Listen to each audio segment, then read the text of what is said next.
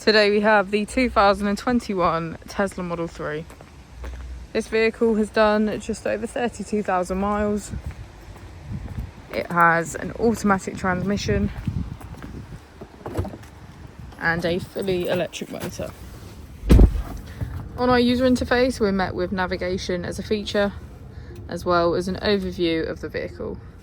This allows us to open the bonnet, charging port and boot, all from within inside the car.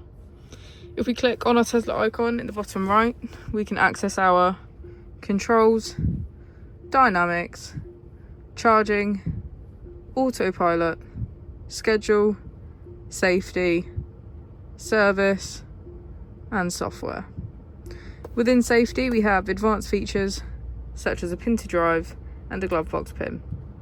If we go back into software and click on additional vehicle information, we can get a deeper analysis of the vehicle spec. The Model 3 comes with a 360 degrees camera, and with that you can access your dash cam.